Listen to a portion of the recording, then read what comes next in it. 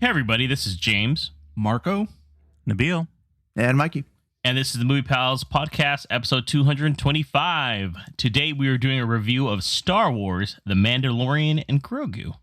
Let's get into it. We've all heard stories of the Mandalorian bounty hunter and a child. I only hunt Imperial war criminals. I'll take out every bad guy in your deck of cards.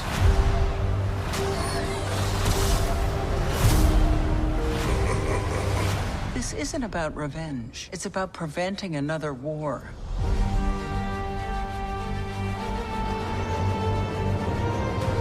Before going into harm's way, check your armor first. We're protecting everything the rebellion fought for. Good luck. You're gonna need it. Star Wars, The Mandalorian and Grogu. It has a 63% on Rotten Tomatoes critic score and 89% audience score. The evil empire has fallen and Imperial warlords remain scattered throughout the galaxy. As the fledgling New Republic works to protect everything the rebellion fought for, they have enlisted the help of legendary Mandalorian bounty hunter Din Djarin and his young apprentice, Grogu. This is directed by Jon Favreau, who did Elf in 2003, Iron Man in 2008, The Jungle Book in 2016, and The Lion King in 2019. Also written by Jon Favreau, who wrote Swingers in 96, Made in 2001, Chef in 2014, and is theoretically like the creator, I guess, behind The Mandalorian itself, the show from 2019-2023. Also, another writer is Dave Filoni, most famous for the Star Wars animated shows, The Clone Wars, Rebels, Resistance, and then front-running Ahsoka in 2023. And then Noah Clore, who wrote the Book of Boba Fett and a few Mandalorian episodes as well, from what I saw. Based on characters created by George Lucas, the budget was around $165 million for this one. Box office is just more of an estimate at this point because we were actually recording this kind of early. It's going to be around 160 to 170 million globally for this weekend. So this was released just yesterday, Friday, May 22nd, 2026 in theaters. Starring Pedro Pascal as Din Djarin, the Mandalorian, Jeremy Allen White as Rhoda the Hutt, Sigourney Weaver as Ward, Johnny Coyne as Johnu Coyne. Kind of funny that like they actually named it after the actual actor, right? I didn't know that. That's funny. Steve Blum as Zeb Orrelios, and then Martin Scorsese does the voice for Hugo, which is also funny because he directed a movie called Hugo. Mhm. So they just let anybody do anything in this movie. It's pretty cool. So quick impressions here. First, were you excited going to the movie, and your brief thoughts on the movie? Start with you, Mikey. Going into this, I was not excited. I mean, I wanted to see it still. Anything Star Wars, I'm down to see, obviously. But the trailer just gave me a little hunch that I was like, I'm probably not going to like what I see. But the brief thoughts as far as the movie goes, I actually enjoyed this one. I thought it was fun. I mean, I guess maybe because my expectations kind of were not really, hopeful as far as being a good movie. Maybe that kind of made me like it a little bit more. But I thought it was a good, fun movie. It had a lot of action in it that was decent. Had some slow parts that were not as good. But I thought overall it was a pretty fun movie. As long as you go in there with some expectations like that, I feel like you should enjoy this. So, yeah. Cool. You want us to aim low. Sounds good. Marco, what about you? kind of the same as Mikey, expectation wise. I wasn't really excited for this. I honestly thought it was like a reach or a desperation move, truly, to add more life to the Star Wars franchise, which sounds weird considering how huge Star Wars is supposed to be. But, I'd give it a shot, and I thought it was mid. This is actually one of the first few times that I agree with that Rotten Tomato score. I say 63 is probably about right. It's right there. Just a little above, 50%. It was fun. Yeah. It didn't really progress Star Wars in any way. And I feel like Star Wars movies should progress it in some way, visually, thematically, story-wise, something. But I'm a fan of Mando, and that's how they got me. So, I mean, you'll still enjoy it. You don't have to rush out to go see it, really. But, I'd say it makes a decent half season of season 4 of Mandalorian. Yeah. What about you, Nabil? Well, I mean, I went in excited. So You're wearing green. I see. I'm wearing green. I'm here for it. Now, we have thoughts on the movie itself, yes, but was my expectations like belittled or even surpassed? No, it's what I expected the film to be. I went in thinking of it as the Star Wars universe attempt of bringing in like a serial, like the old 40s serials, like Flash Gordon or Green Hornet or something like that. They were going to try to put that in screen and see what happens rather than doing a traditional Star Wars big story arc thing that they've been doing forever. And so that's what we kind of got. I like the action. I think the film was fine. I do agree with everybody. It is essentially a very long episode of The Mandalorian, but I got to see it in the theater. So, and I think they spent a little bit more money on the action scene. So that was a fun time. I think it's funny that you bring that up. Honestly, the original Star Wars is like a Flash Gordon inspired film. Right. So technically it's been done already, in my opinion. Sure. Especially because George Lucas grew up, a big fan of those serials. And exactly. That's why. Yeah, that's kind of where it doesn't have the A to B plot in the same way as like the original Star Wars, but it has elements of just the action aspect of it. Like, here's your hero, and this is what he's just trying to do, and that's what I was taking it as. Sam, I think then, I'm probably gonna be the sourpuss here, guys, a little bit. That's what I think. I agree with Marco. I think it's pretty mid. Honestly, this feels like there's no stakes really. We know where it's gonna go by the end of it all. Honestly, I just need a little bit more. I at points in this movie, guys, I felt like I was watching guys just reading lines at a point. There was like no emotion coming from anybody. Like I talked to you guys last night. We were on Fortnite, and this had to be some of the most boring like X-Wing pilots I've ever seen in my life. I almost wanted to shake Sigourney Weaver and be like, "Are you okay? Are you alive?" Easiest money she's ever made. Yeah, like just phoning it in. I'm like, dude, maybe don't get someone 76 years old to play a pilot. I'm just saying. She's a colonel. On even Pedro Pascal's line delivery in some points, I was like, dude, give me a little more. I've watched the first 3 seasons of Mando, dude. I know you can pretend like that's you in there. Yeah, because I think for majority still he was not in the suit outside of a scene or two, right? Where he's unmasked, which is not a spoiler. It's in the trailer, obviously, but yeah, I thought. And honestly, Nabil, though, I also I want more. If you're going to do a Star Wars movie, first one in 7 years, give me a little bit more cinematic kind of stuff, man. Sure. I felt like this was like literally could have just been released on Disney Plus, like as a special or something. Like, okay, absolutely, that's what it is, because that's what it felt like to me. I hate enough money do this, but I recently watched the Maul Shadow Lord. It's a 10-episode miniseries. Yeah, that felt more grand scale than this. Yeah, at points, I guess. Yeah, it's still a smaller story in my opinion on that one too. But I think we all as far as its delivery though, as far as it's like it felt like it had more oomph to it, and that's there's more emotion. Yeah, definitely, because they have characters that are going through actual character development as opposed to this film where there's no. It's the same thing. You could not even you could honestly skip this, and you could probably be totally fine starting like another season or so. I don't think they're going to get another season, honestly, but I think we'll get into it. I think they probably need to just start something kind of new, honestly. Me and Mikey were talking about at Chipotle yesterday, actually. I don't know why I'm mentioning all these personal stuff, but they need to either just go really far back or really far forward at this point, too. I do think they need to do a time jump at this point. Yeah, agree. Yeah. Because this galaxy's starting to feel real small, but... Nabil, we talked about it. We all actually saw this at Alamo Draft House, which is... random for us. Me, Mikey, and Marco all went to the one on Mission Street in San Francisco, and you went to the one where you live, Nabil. So was it sold out in your area? No, it was. Ours wasn't either, actually. For a Star Wars film too. I mean, even my wife was with me watching it, and she commented, she's like, "This isn't going to do well. This should be much fuller than I'm seeing over here in theaters." Like, yeah, it's nobody wants to see this film. So I think people do, and but not I think in the it's same smart way. to, like, it's not the fanfare that we get with the Star Wars film. No, it's very much turning into like how Solo almost was when it was like, oh no one's showing up, even though no one was talking about this though. Like I feel like most of the people I'm talking to, like, well, I'll see how it does, or maybe I'll see it down the road. But no one was like excited, like super excited around me, at least. Yeah. No one was saying, "Oh, I got to go see this right now. I got to see it day opening. I want to see what happens." No one was like super excited about this one. I had talked to some people and they didn't watch like the last season of Mandalorian, so they were like, "Oh, I didn't even watch the last season, so I'm probably not going to catch that." I'm like, "Damn, that's all it takes, huh?" I've heard There quite was a a few lot of people kids. that didn't watch the third season. Yeah.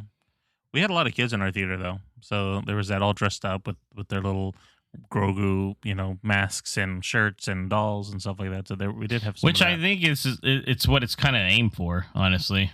Yeah. In a way, unfortunately, kind of like, hey, buy more Grogu stuff because this is what Yeah. we're focusing on. And one kid with a Mandalorian mask on, just a little paper mask. I was like, oh, look at him. Nabil was like, Does yours "It have was a me." dog though? We had a dog in ours. Did you? Oh yeah, we had a No. dog. pooch. Yeah, I didn't even notice that until the end. I said, I didn't know there was a good old little boy here. Plot wise, guys, let's start it with that then. What worked then, Nabil, for you in the plot? Did anything work at all? There's no plot. I'm not disagreeing I mean, with there you, James. is. There Like, is. There There's a really plot. isn't though. Like he's even from like where the season ended, and what was it, season 3? I think it was, right? Is where was the last one. So even where it ended, it kind of just wrapped up with him and Grogu having, a place of their own and retiring essentially. And this jumps in just to be like, oh, I'm back into action. Maybe retirement life didn't work out well for him. And He's we don't taking out Imperial remnants, right? Yeah, they don't give you too much context of what changed his mind to do it, but the assumption is that he felt the need and wanted to do this and hooked up with these guys to do so. So, and then we just kind of get into the middle of the action with that, and then throughout the film, he's hunting down different remnants, and then things happen, and he gets in with the Hutts, as we show him kind of in the trailer as well. So, like, there isn't, to what you guys are saying, there isn't really like a story arc or character development for him. He's just kind of doing these missions, and we're just watching him go through it. The Mandalorian, we don't even see a lot of growth even with Grogu as a character. He's cute, he's adorable. There's a lot of fun things that he's doing, but there's a slowdown in the middle and near the end of the film where I feel like that's supposed to be some of the development for Grogu because they spent a lot of time with him there. But I don't feel like we really he didn't learn anything really. He's just, we're just seeing his experience up until we get to the ending. Yeah. Like even to say that there's a spoiler at this film, there's probably one piece of spoiler in regards to the lore of Star Wars. But otherwise, I don't feel like there's a lot of story here really for us to be able to say like, oh, there's a significant plot point that's happened in this movie. Well, I mean, it's basically like that first 10-minute intro, I would argue it's kind of like an Indiana Jones kind of thing where it's like, this is the thing before he gets into the big adventure, right? Right. Yeah. Kind of just show you like some action. It's honestly, that's what it felt like. And that jumps back to like the serials, right? Usually starts out with something kind of like that where it's like, oh, like he took a guy down. So then the meat of is that the New Republic wants to get in with the Hutts for support, right? So but the two twin Hutts that are from, I think, Book of Boba Fett, actually, right? Well, they have a book as well. Yeah. Yeah, they're in Book of Boba Fett. Hire them to basically retrieve their nephew, Rhoda the Hutt, who was last seen as Stinky in the Clone Wars movie. Little baby. If you guys remember that, which Dave Filoni wrote, I believe, and loves to go back to his stuff. And basically from there, something happens where he finds out maybe not all is, as it seems, because basically the Hutts had a connection to find I don't know where the fucking deck of cards came from, but apparently this was the thing going on. And he has to find some guy that it's coined, basically, like, who is this guy? And throughout that process, they kind of backtrack on the Hutts, which piss off the Hutts, which leads them to basically seek out the Mandalorian to kill him. That's basically the plot, right? Yeah. The fact that they actually have trading cards of these guys is just... Oh, that's what they did. It's reminiscent of the 2000s, so it's like based off of a real even thing. before that. I think in the 90s they even had that, honestly. Yeah. So they had all the leaders. Not far-fetched. But it's just out of nowhere for this film. It's like, oh, that's what I'm saying. It is just out of nowhere. It is kind of cool. They're on Sabak cards too. If but I mean, like you said, it's pretty like plain. Honestly, I like the characters involved. Yeah, I'll say that much. Like there are some fun moments with it, like Mikey was saying too. Fun is the word with it, and honestly, it's something that I have to tiptoe around so much because I feel like a lot of people use that term when a movie's bad. But when they know it's bad. When something's as big as Star Wars, I mean, we can all agree it's huge. It's worldwide. It's that name carries weight. When it's something like that, it can't just rely on just fun. It can't look like just rewatch one of the episodes, excluding the sequel trilogy, but maybe just the Force Awakens, but just rewatch one of those movies, and it's night and day. You're like, wow, this is grandiose. This is like I'm watching an opera. Like there's actual stakes, there's actually progression, there's arcs, and The Mandalorian and Grogu just feels, and I've heard this used a lot too, it just feels like content. That's it. Honestly, terrible title too. This would have been a great film for the 90s when we had the kind of gap between the original trilogy. But today's cinema goers, Nabil, the Ewoks had a duology. You need to slow down right now. All right, yeah. Well, that's a whole different thing. Did we review those? We did. We did. We did review those. Yeah, it was hilariously fun. Right. Yeah. But today, like you said, Marco, you need to have the big spectacle. People, it needs to be an event. It needs to have a reason where people actually want to go. Did you see the interviews on it, though, Nabil? They were kind of saying like, "Hey, this is more just like a story. It doesn't have to like be as big and all that." They're really big on like talking. Yeah, and I almost feel like it's because they saw it and they were like, ooh. Which is great if you're not spending $160 million on the film and expecting a big return. But if apparently every episode of The Mandalorian was quite pricey too, though. It is pricey. Yeah, they said they're pretty expensive. One of the most expensive productions. Yeah. Even the 2 Star Wars stories that they released, we mentioned Solo, and then there's Rogue One. Even those feel like bigger and actually have stakes as well too compared to this. Stakes, because Rogue One, I don't think it really Suicide needs Run, right? stakes though, right? I think they could have kept it small, even using just the bare bones storyline they had in this one. They had a couple moments they could have done something cool, and they just didn't take the leap to do it. Like I'll talk a little bit about spoilers and such, but as long as there's like a better character development or a better story arc overall. Yeah, they just needed like one piece really. Like there was a slow part we're talking about, and there's like the Grogu storyline, I'll call it, I guess. And they could have done some cool stuff there. I think that would have made even that slow piece to where he's kind of like, I feel like Nabil said, it's kind of like his character development. It didn't pull off anything, so it didn't really feel like it. But I feel like they were trying to show you how he is and how he's doing stuff and how he's learning to do things himself. And I feel like they could have done something really cool in that little session there. And I think that would have like kind of like capped off enough for people to be like, okay, this was kind of a cool movie. And they just didn't do anything there to like be special and kind of pull that moment off. Do you think it's because he's too OP? Amanda, he was a little bit. He's inconsistent. He's inconsistent. It's wild how like he basically can get crushed by a hut and he's just like, I'm okay. I'm like, other guy the armor. Kill? Is it that scar's strong? But I'm like, those are plates. Like he's still got some gaps in that armor. Yeah. Yeah. It's Am I not the only one fully around noticing him. these things? Yeah, I'm just saying. Yeah. I was thinking the same. I was going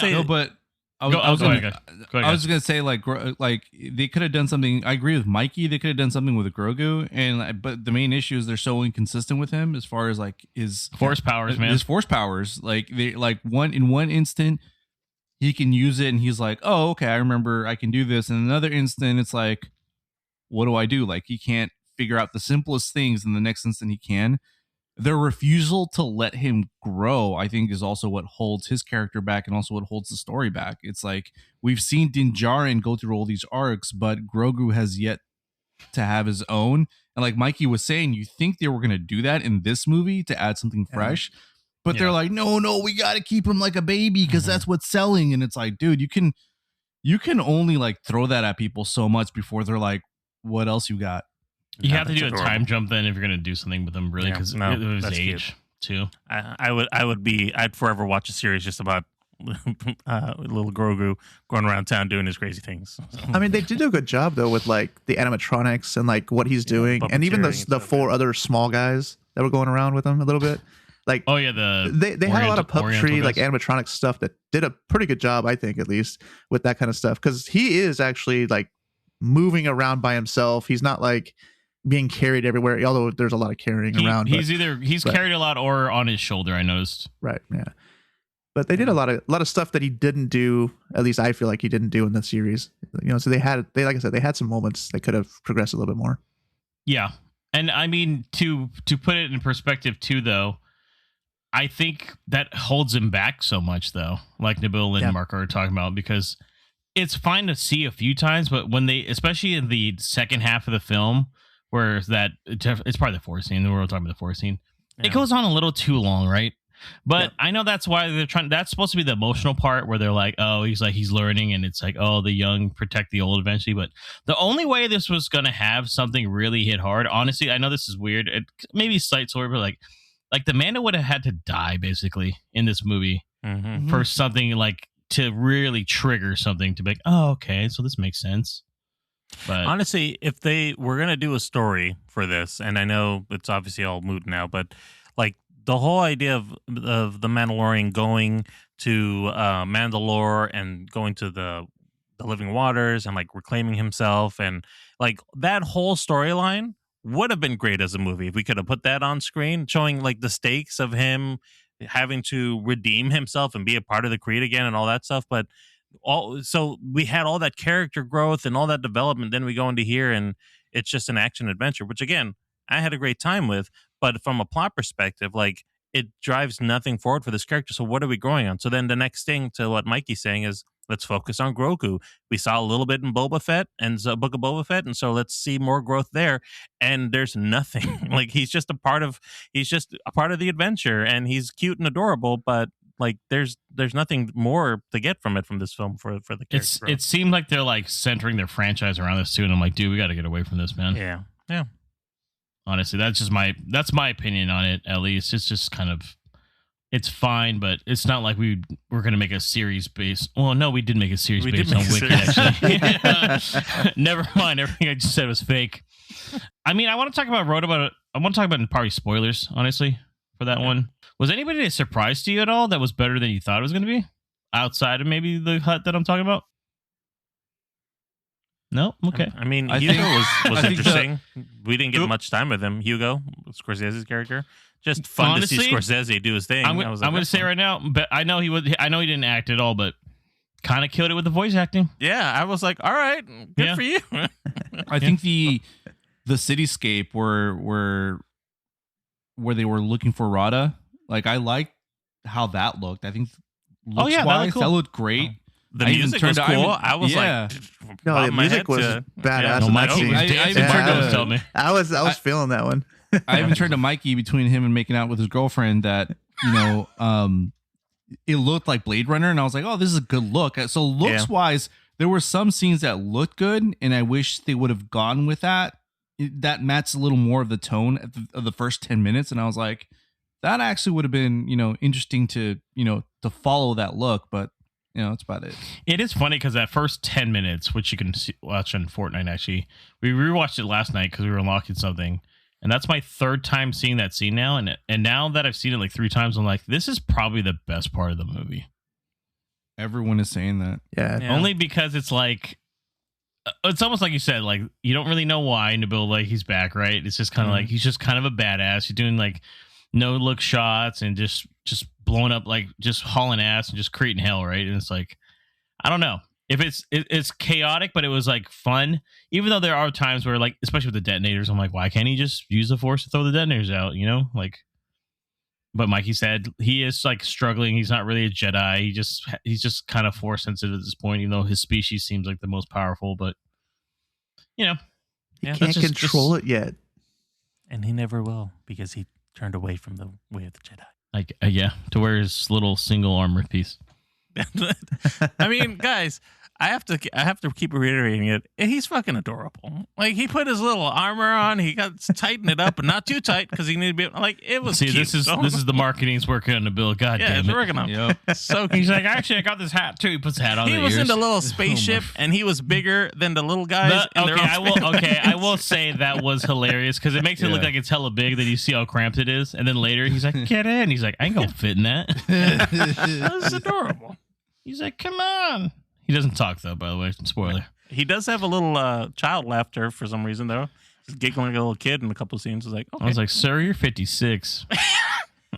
Pretty much. Also, like I said, Sigourney Weaver just super miscast in this movie, in my opinion. Agreed. I don't know. Yeah, what she was kind of wasted, I think, in the role. Like, I thought at first it was just going to be the little part that they showed in the beginning. I was like, that's fine. It's a little cameo from Sigourney Weaver. But like you were saying, James, near the end where they kind of show her again. Dude, she does a bombing run, and I could have sworn like, hey, are you doing a report in the office right now? Or are you like doing a bombing run on a considering she's a crime lord's fucking palace? Considering she does Avatar, right? Like you can do this pretty easily for you. You know, like you're doing mocap all the time. This should be nothing for you. You could tell she didn't want to do this. She was just like, I just doing as much as I can before I die at this point. So. Yeah. Jeez. Don't get me wrong, great actress. Yeah. Little past her prime, obviously. I'm going to say that right now. I don't care if that's wrong or not, but I mean, she still Star looks Wars good for her age. So. Yeah. Star Wars just not. I mean, I don't know. Every pilot was like, okay. All the pilots were old. Dude, I was like, anybody man, under fucking 40 here? They got the fucking D squad here. I was like, That's all they had available, guys. Yeah, I mean, And- this is the and Outer look- Rim, I guess, right? So I was like, I guess this is the best we can do. the Dave Filoni cameo. I love how it just looked like he was just in the shot. Yeah. Like they were Multiple times. just panned over and he was just there, just waving. It was like, He's dude. an X-wing pilot, though. Yeah, He's, no, I know, Gray, but Gray, he looked- Gray Wolf or something. but he looked like Dave Filoni is what I'm saying. He had his hat on in the bar too. That's why it was funny. Yeah, well, that's what I'm That's his saying. hat, It yeah. just looked like Dave Filoni in the movie. He looked like no other character. He was just like, in. oh, look, there he is. He was in one other movie, or no, he was in The Mandalorian. He was the Mandalorian, but at least he Yeah. had like his X-wing gear and stuff on because he was Yeah. actually in the cockpit. But in here, he was just like, "What's up, man?" Well, I'm the do you writer." notice his X-wing stuff is under his jacket though? Damn it, James! You're just I'm just saying. Just I don't want reaching. people will mention this. That's why, and I'll be like, No, well, yeah, actually, it Dave was, but- Filoni, hold on here, guys. He was- they could have shot that a little differently, make it look like he's a character in there, but it looked like he was just in the shot. I will say the look of Nal Hutta was cool. Now finally seeing in person, because I'm a big Legends fan, and reading about Nal Hutta and Nar Shaddaa system, everything like that, it's huge. And I was like, this looks about what I thought it would look like. So that was really cool seeing that part. Like you said, the set designs are cool. I like the whole kind of like they have like a droid army. It's like a piece together from like the Clone Wars, obviously, because That's you pretty see a cool. lot of battle droids, and Right. they have kind of a cool style with where, I mean, they don't even need cloaks if you think about it. Like, makes no sense, right? Or hats. Like, why you got a hat on? Like, just Especially in the So they could swamp fit like in. that. But yeah. exactly. So it And looked like then goons. the bounty hunter that tracks him down is from obviously the Clone Wars and all that good stuff too. the Yeah. POV shot of him like climbing on the roof and stuff. I thought that was Yeah, that was pretty cool. unique. That was actually like a moment when you're like, "Ooh, what's gonna happen?" And then he Yeah. gets into his, because he has the hat thing, and his hat shaped ship, and leaves from there. No, that was funny. I was like, "Oh, his ship is based on him, I guess." Hat. He's like, Yeah, make Oh. it look like my hat. What? Just make it look like my hat, please. yeah. What a weird request. And this little hellhound thing too. I was like, "Is it going to be good or bad? I don't know." So we talked about the look of it. So I just opened one for you guys. I know we talked about the first 10 minutes. Was there any other action sequences that stood out to you guys, though, that seemed, or any, not even action sequences, any sequences at all in the movie? I like the arena. The there's a lot of cool stuff. Djarin battle? Is that what you're talking about, Mikey? Yeah. They take all the creatures from, just as not a spoiler, once again, the trailers, from A New Hope when they're playing, Chewbacca and C-3 were playing the game. All those creatures are in here. Yeah. This is how much Dave Filoni loves to just do a lot of another callback. Yeah, and I know we said we're gonna like not talk about Rada until later, Yeah. spoilers, but just in general, just basic something like his fighting was kind of cool. Like he's a slug, right? But like it was still kind of cool that he's like he's a rolling around and hut, sir. stuff. Well, I know, yeah. And he uses it because we've never up to this point. You probably can agree, Mike. We've never really seen outside of maybe like the Clone Wars cartoons. Sorry, like the huts move around much because they were originally Jabba was like what, an animatronic with like 7 dudes in there or something. Right, yeah. But yeah, it was kind of cool, like seeing, like I thought he would be like kind of slow, and yeah, he's kind of slow, but he kind of rolls around kind of quick sometimes. I was like, oh, okay, this is kind of cool. I don't know, it's kind he of is like clicked with me a super little bit. muscular, which is weird to see. It's Disturbing. it's It's kind of disturbing. it's actually. not as it's unique. It's not as common for the Hutt. Say he's got abs. That's I- weird.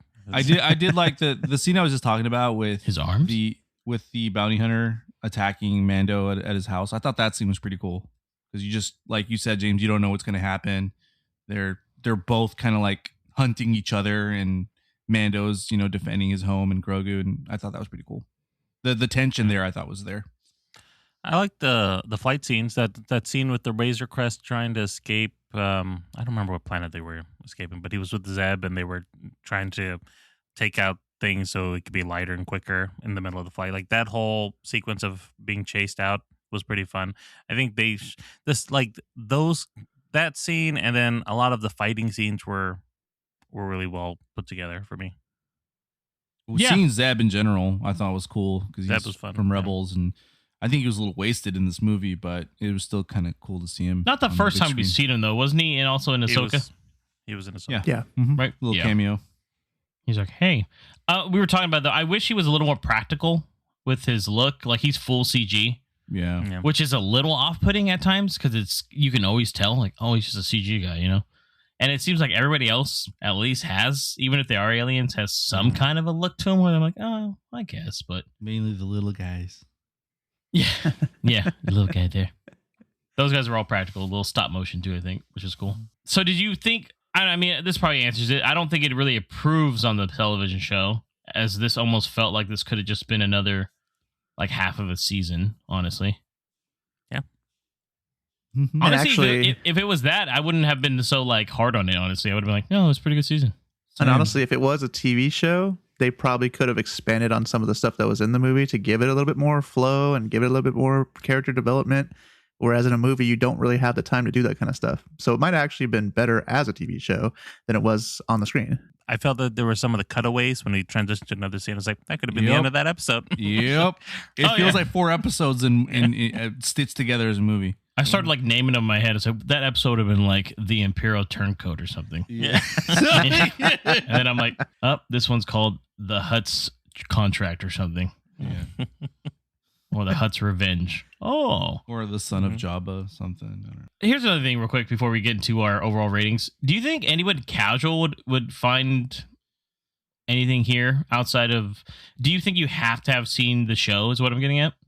No, I think that if you never heard of The Mandalorian and just were watching it for the first time, you could pretty much, with that opening sequence, that tells you enough to be like, oh, he's a good guy, and, you know, he's got his little alien friend with him, and go from there. So I think this film does casual audiences probably better than Star Wars fans. That is one thing it does do good, is it welcomes in anybody, a casual fan or like a big fan of Star Wars. Nice. Okay. Let's get into some ratings here before we get into our spoiler section where we're going to jump into a few more things. I'm going to start with you, Nabil. What was your overall rating and would you recommend it? I'm probably going to be the highest rated one of everybody because I still had a good time with it. So I give this 3.5 stars. And yeah, I would recommend it. It's a popcorn film. All right. And Mikey?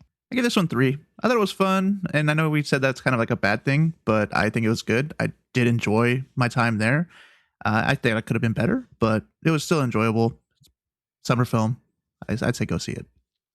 All right. And Marco? I give it 3 stars also. I think it is fun. I think if you're looking for something for the summer, you just want to go and have fun and I guess turn your brain off. Yeah, it works. Yeah, for me, I gave it 3 stars as well. Like I said, it's pretty mid. I don't think it's something that you need to rush out and see, honestly. It's one of those kind of things that I think if you're a huge fan, like obviously you probably already have seen it, actually, honestly. But it's one of those movies that, unfortunately, it was trying. I think it was trying to aim a little bit higher than what we got on screen overall. But I mean, it's still entertaining. It's fun, like we said. Fun's the word, and not trying to disguise anything here. But it's like Mikey said early on. It's like going with kind of tempered expectations, and you can kind of, like you said, turn off your brain a little bit and just enjoy just seeing a lot of, for the most part, action and adventure. So we're going to jump into our spoiler section here. So if you don't want to hear about a few things, like we said, there's not much really to spoil in this movie. But if you don't want to hear it, jump ahead to our outro because we're jumping right into our spoilers.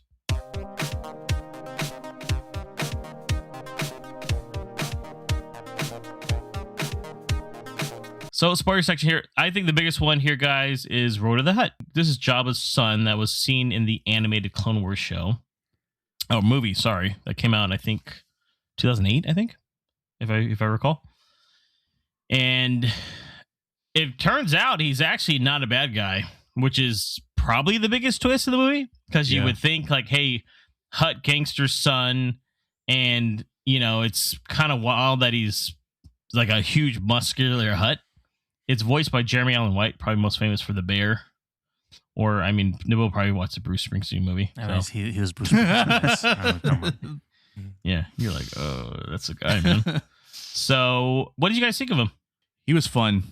I think he was one of the funnest characters of the movie. And strangely enough, I wanted more of him. I mean, he has had the a biggest arc, background. right? I mean, like, exactly. he's the main character, basically. I was going to say, yeah. He had a story behind him. Dude, at one point, I was like, is he going to go on adventures with them now? Oh, I thought he was too. I was like, man, I kind of wanted him to be honest. I was like, he's kind of large, though. I don't know. Dude, when they're under attack and he yells at, I think one of his uncles or aunts, they're about to attack Grogu, and he's just like, leave him alone. I was like, he's my guy. I love when he's just in the cell. He's like feeding Grogu a little bit. No, he's just that's talking. when Like, when he's I don't protecting care. his little friend, and I'm like, oh, it's his friend. That's when you realize, though, that he's not a bad guy because he's like, can I feed him? And I was like, oh, he's like nice to him. I was like, that's unexpected. He's like, could I give him a kiss sure. on the head? Yeah. Do you mind? Just want to know. And I mean, at one point, guys, somebody actually did a tweet. They're like, I paid fucking money to see this fucking hut frolicking in the beach with Grogu. I was like, yeah, we all did. We've come a long way since fucking Phantom Menace, man. So, and then it showed, basically, he's trying to get out of the shadow of his dad because obviously he knew Jabba was a bad guy, and you know, he thinks that fighting in the arena, even though he's technically kind of a slave if you think about it, because he's paying off a huge contract to coin, and he doesn't realize like, hey, oh, I got one more fight, but then the Mando finds out like, hey, he's actually gonna kill you, man. Like this is like one of those things where they just keep sending people to you until you die. So That's a Royal Rumble. And honestly, basically, like he times teams up infinity, with right? Mando to fight all those things. Like, if he was by himself, there's no way he would have made it. Oh, no way. Mhm. No, not with the electrical one, Mikey. He was, The little tiny one. he was zapping people. But that fight scene is pretty cool, though. Yeah, I really honestly. liked it. And that's cool that there's a scene that they were showing in trailers where they had removed characters from the trailer. I don't know if you guys, when he's looking through the little binocular. In the trailer, it's only him and Grogu. And then in the actual shot, Zeb and Rhoda are right next to him. Which, once again, if you think about it, kind of hilarious because Rhoda's huge. So, is he just super hiding behind that little hill? Because he's like, no. Well, he looks like a I wanna rock, check. though. I guess. From He far does away. look a little Flatten like himself. I don't know. he does. It is funny. The twins, when they bring up the photo of him, is like his look from the Clone Wars. Yeah. But like that's the last time we saw him. And I'm like, that's kind of hilarious. And then if you look at him, he does have some Jabba traits, like his laugh. He laughs at one point, and it's like, oh, that's Jabba's laugh. This is His creepy. And eyes too. His eyes are very Jabba. You know, his eyes are the size of somebody's fucking torso too. Yeah. So I actually He's didn't huge. think he was going to fit in Mando's ship. I was like, man, he gonna Well, fit that's this why little- I think they brought back the Razor Crest. I was like, well, there's the reason why it's here. You're going to fit the little one. hey, well, plus we want to sell some toys, but you want your old ship back? Just pretend it's that one. We'll paint it yellow though. Just put yellow stripes on it. It is funny though, because he's like at one point he's like, start the ship up, and then he's like, I can't even get into the cockpit. Yeah. So Like, none of them know how to fly too. He's like, I don't know how to fly. Do you? yeah, and he's like, no. He just like the Grogu just is like, no. They just flipping the missiles. And it's like hilarious. Yeah. He just starts shooting, and then even Zeb's like, I don't think he's very good at this. So things like that are like the parts where I was having a lot of fun, honestly. Yeah. And it was surprising that Road of the Hutt was like the surprising factor in this film for me, because I was like, didn't expect Same. that at all. Honestly, that's the biggest surprise. And also, honestly, though, a welcome surprise, because I actually really liked that plot line. So it was kind of nice to see that, not because it's like a character that's always been shown. All the Hutts have always been shown as so evil. We've never had a good Hutt. Every one of them, even in the Clone Wars cartoons, the Rebel ones are all like dirtbags. So it was nice to see like a change in like, hey, this is not everybody's always what they appear to be, I guess. There are also characters we haven't seen this much of too on a big screen, and I actually am all for it. I'm like, they're different. We don't know too much about them. At least people that haven't read the books don't know too much about them. So yeah, I enjoyed that too. That would have been so with this introduction of Rhoda as an adult, I would have, and especially with the advertising of talking about Jeremy Allen White's in this character and all this, I was thinking that the plot was going to just focus on him and trying to, do this whole arc. And it kind of does, but, we have a lot of time with Mando and Grogu. But to be honest, like if it was just, even if it was just Mando, Din Djarin and Grogu together observing what was going on with the Hutt, changeover with the twins dying, and that now there's a gap again in the organized crime thing. Like, this whole thing could have been focusing on Rhoda being, restructuring things or trying to make change, and like this whole A to B arc of him becoming, wanting to be out of his dad's shadow and then actually becoming something more and doing something more with this organization. And maybe in the future, it's like, maybe he's going to be alive for hundreds of years, he said. So, something happens. But like, that would have been an interesting story because we had the elements there, but we just kind of, again, we get a little bit of screen time with Rhoda, and then most of it is just watching Mando go on his adventure, and whatever's happening. Yeah. Bill, that what you just said would have just been the second half of the season right there. Yeah, he's like, oh, I have to take over because now I'm being forced and I don't want to. But it's conflict of like, right. I don't want to be a criminal guy. I'm going to do things different. And And they go visit him again, and now he's in charge, and he's like, I'm cleaning up now, Hutta, and or the organization and stuff. We're going legit. He's like, look, remember those snake people that were in Return of the Jedi? They're water people, actually. I have that toy, bro. That blew my mind when I saw that. I was like, I have that toy. I'm like, what the hell? They're so vicious. I didn't realize. They're kind of creepy. On top of that, though, in the trailer, I thought the guy telling him to take the helmet off was Rhoda the Hutt, by the way, originally, in that trailer. That's what I thought, too. So I was like, oh, that was he's a good evil. switch. I didn't realize the twins were in there. I was like, oh, there's more than one. Okay. They made one of the twins appear to look or sound like it was Rhoda the Hutt, and it was like, it? oh, okay. Yeah, because it was just like, oh, so Rhoda betrays him or something, or he goes to make a deal with him, and turns out that's what I thought it was. And then he has the Rita. That's why the whole thing was like, oh, I didn't realize it was like a rescue mission. I was like, oh, that's cool. So, yeah. Thoughts on the ending, by the way. So, like, kind of leading into it, like we talked about, there's a scene where the Mando is out, he gets poisoned, and Grogu's trying to help him out. Grogu runs into an alien that I unfortunately don't know the name of, but helps him out basically, and kind of gives him a cure from. And from that point, basically, they just blow up and kill all the Hutts. There's a huge scene. Any thoughts on that? It looked cool, but it was also kind of mid. And I think we mentioned it already. It was just the pilots and the fact that they kind of just phoned it in. They were just like, oh, hold two on, of them were sleeping, I think, halfway through. let me shoot my torpedo.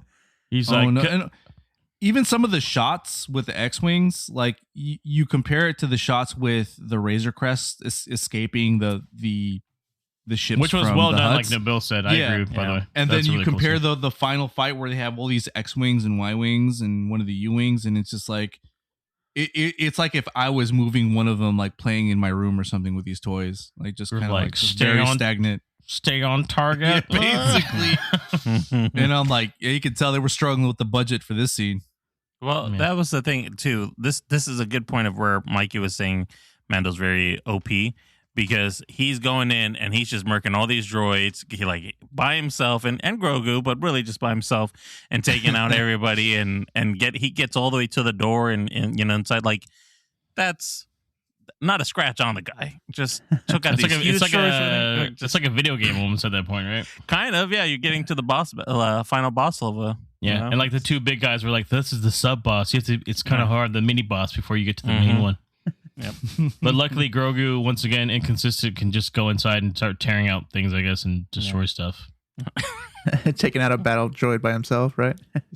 Yeah, I mean, like a big one too. I'm like, that's a big boy. This is not like a little guy either. So this is also where I think they could have made a huge impact, right? Like, I think it was James earlier that was saying, like, Mando has to die to make it an impact. I think they should have killed Mando, and then Grogu resurrects him, right? Like, he has all these powers and stuff like that. Maybe he finds out he can actually, like, bring someone back to life.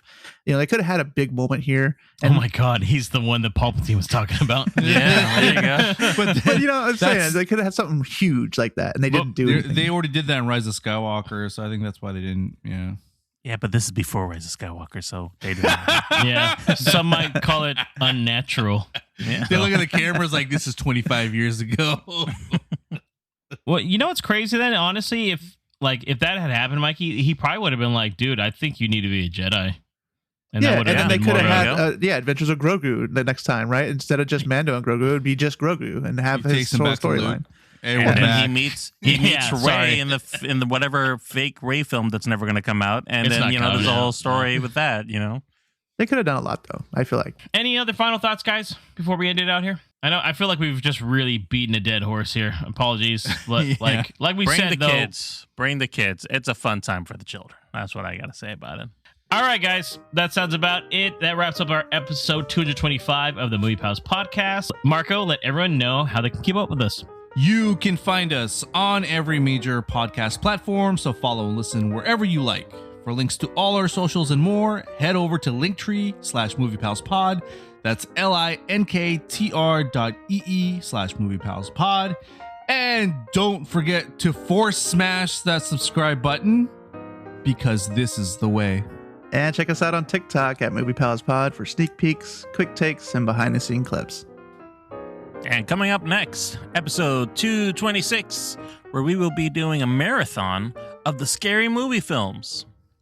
And if you enjoyed this episode, drop us a rating and share it with a friend. It helps us out a ton. Thank you for listening. And this is the Movie Pals signing out.